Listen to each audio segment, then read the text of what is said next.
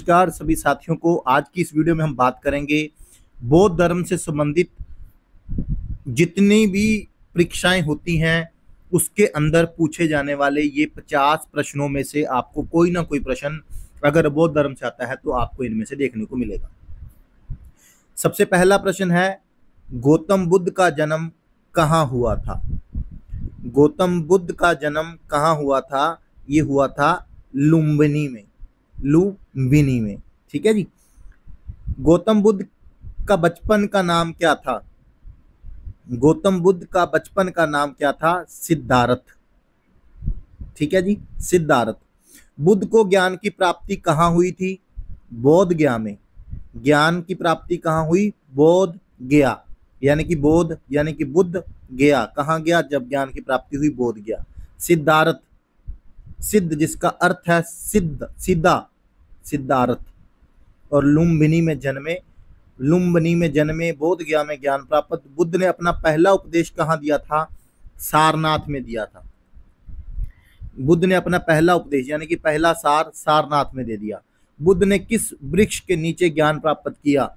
बुद्ध ने किस वृक्ष के नीचे ज्ञान प्राप्त किया? पीपल के वृक्ष के नीचे ज्ञान प्राप्त किया। बौद्ध धर्म में चतुर्वार सत्य का क्या अर्थ है? दुख और मुक्ति के 4 सत्य है। दुख और मुक्ति के 4 सत्य है। बुद्ध के अनुसार दुख का कारण क्या है? बुद्ध के अनुसार दुख का कारण क्या है? तृष्णा, ठीक है। बुद्ध के अनुसार दुख का क्या कारण है? तृष्णा, यानी कि इच्छाएं शक्ति रखना, बहुत सारी इच्छाएं रखना, जब वो फिर पूरी नहीं होती तो हमें दुख का कारण होता है। हम आज का आनंद नहीं लेते लेकिन कल के बारे में सोच के आज का आनंद भी बेकार कर देते हैं, इसे कहते हैं तृष्णा। अष्टांगिक मार्ग से क्या अभिप्राय है? 8 चरणों का मार्ग। अष्टांगिक, अष्ट जमा आंगिक, 8 चरणों का मार्ग। गौतम बुद्ध की मृत्यु कहाँ हुई थी? कुशीनगर में। कुशीनगर में, जैसे कि हम कह सकते हैं याद करने के लिए है ये, वैसे कुशी में खुदकुशी की, ठीक है, ये याद करने के लिए है, वैसे नहीं है, तो ये याद करने के लिए। बौद्ध धर्म का कौन सा ग्रंथ त्रिपिटक में शामिल है?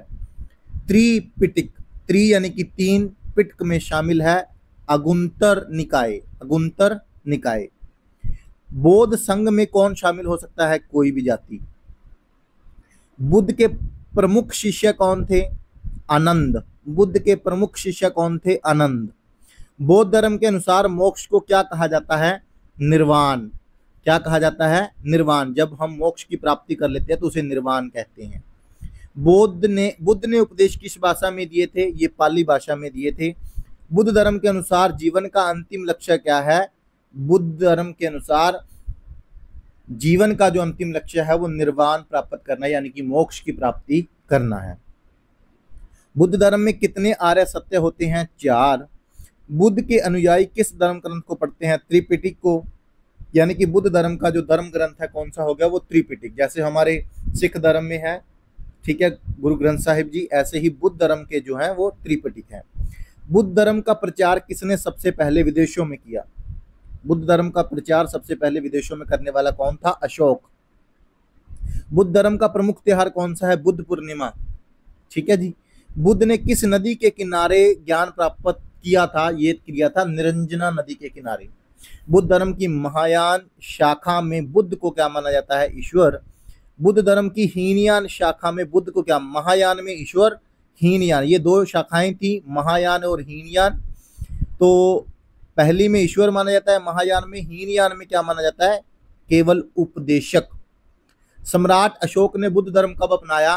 कलिंग युद्ध के बाद। प्रथम बौद्ध संगति कहाँ हुई थी? राजगृह में, ठीक है, ये प्रथम बौद्ध संगति है राजगृह में, और उपदेश दिया था सारनाथ में। याद रखना, ये प्रथम जो उपदेश दिया था वो सारनाथ में है, जो बौद्ध संगति हुई थी वो राजगृह में हुई थी। दूसरी बौद्ध संगति हुई थी वैशाली में। त्रिपिटक की भाषा क्या है? पाली है, क्योंकि सारे ग्रंथ जो है वो पाली भाषा में ही है। दूसरी बौद्ध संगति हुई थी वैशाली में, पहली हुई थी राजवैश, ठीक है। तो कनिष्क के काल में बौद्ध धर्म की कौन सी शाखा प्रमुख थी? महायान। बौद्ध धर्म की प्रसिद्ध स्तूप स्थल कौन सी है? अमरावती। अजंता की गुफाएं किस धर्म से संबंधित हैं? बौद्ध धर्म से। बौद्ध धर्म में उपासक किसे कहते हैं? गृहस्थ अनुयायी। बौद्ध धर्म में उपासक, उपासक का मतलब होता है जो उसका शिष्य होता है। गृहस्थ अनुयायी, जो गृहस्थ को त्याग दे उसे अनुयायी, गृहस्थ अनुयायी। बौद्ध धर्म में भिक्षु कौन होते हैं? साधु जीवन जीने वाले। धम्म चक्र प्रवर्तन का क्या अर्थ है? उपदेश देना। किस राजा ने श्रीलंका में बौद्ध धर्म का प्रचार किया? अशोक ने। सम्राट अशोक ने बौद्ध धर्म किसके प्रभाव से अपनाया? उपगुप्त से। बुद्ध भिक्षुओं की रहने की जगह को क्या कहते हैं? बिहार। किस बौद्ध ग्रंथ में बुद्ध के उपदेशों को संकलित किया गया? धम्मपद में। बुद्ध का जीवन चरित्र किसने लिखा? अश्व घोष ने। किसने लिखा? अश्व घोष ने। बुद्ध धर्म की शिक्षा का मूल आधार क्या है? नैतिकता। अवसर्पणी शब्द किस शब्द से संबंधित है? जैन धर्म से है। यह बाहर का प्रश्न है पर भ्रमित करने वाला होता है, ठीक है। अवसर्पणी ये जैन धर्म का है। अशोक के किस शिलालेख में बौद्ध धर्म की शिक्षा दी गई? भ्रभु लेख में। सारनाथ में स्थित प्रसिद्ध स्तूप का नाम क्या है? धम्मक स्तूप। गौतम बुद्ध को किस नाम से पुकारा जाता है? तथागत। बौद्ध धर्म ने किस काल में जन्म लिया? 6ठी शताब्दी ईसा पूर्व में, यानी कि ईसा पूर्व से उससे पहले। किस बौद्ध राजा ने सिलोन यानी कि श्रीलंका को बौद्ध धर्म भेजा? अशोक ने। बौद्ध धर्म की शिक्षा मुख्य रूप से किस पर बल देती है? बौद्ध धर्म की शिक्षा मुख्य रूप से किस पर बल देती है? कर्म और पुनर्जन्म पर, कि जो हमें कुछ भी मिला है वो कर्मों की वजह से मिला है और पुनर्जन्म की वजह से मिला है। संधि पत्र कौन से राजा से संबंधित है? अशोक। महात्मा बुद्ध ने गृह त्याग कब किया था? 29 वर्ष की आयु में गृह त्याग दिया था। बुद्ध के अनुसार संसार क्या है? अनित्य है।